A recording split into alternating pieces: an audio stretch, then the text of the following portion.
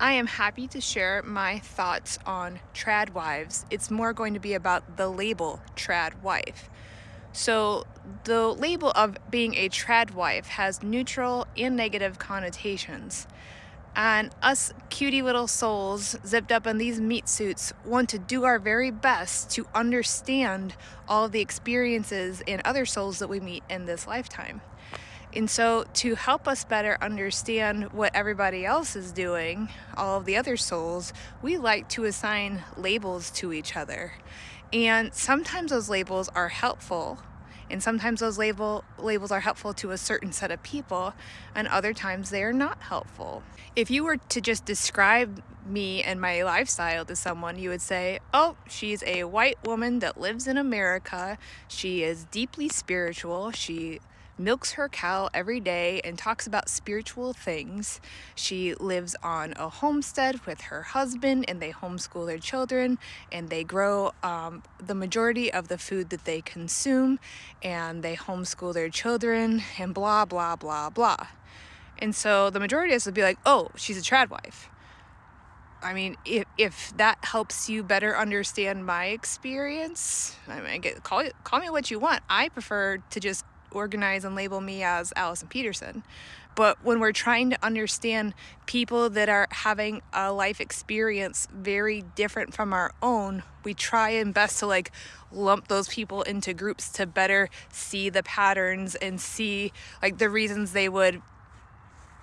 why they would choose that life. But what I think you're talking about is the trad wife who we think is forced to be in this situation, and the trad wife that chooses to be in this situation. And so what I have to say is trad wives that exercise their free will and this is where they want to be, because I guess I'm one of those. I did the living in the big cities.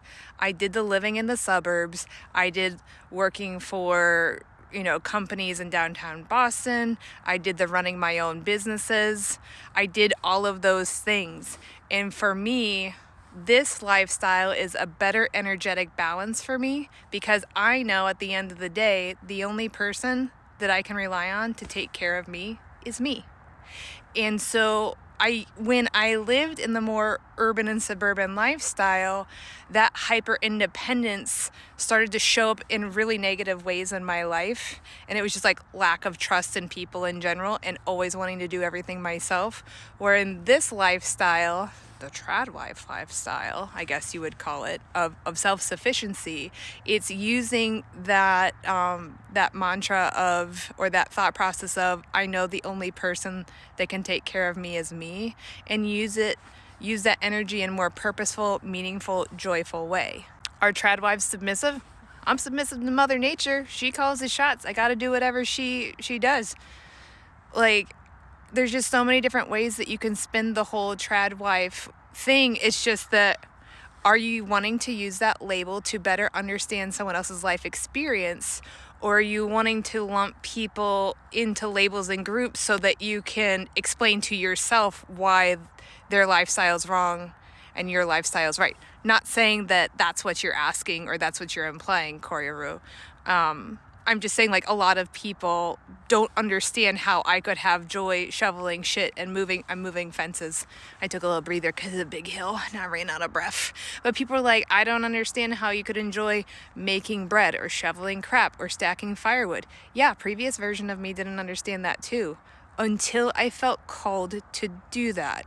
So in general, trad wife or any sort of lifestyle that has a label associated to it, if you are choosing free will to live your life that way and it brings you joy, perfect. I love it. If you are living life against your free will for whatever reason, I don't like that, because that's not you aligning with your soul's purpose for your greatest and highest good. I hope I answered your question. That was a bit of a ramble. But those are my thoughts. That's how it comes. You guys know that by now.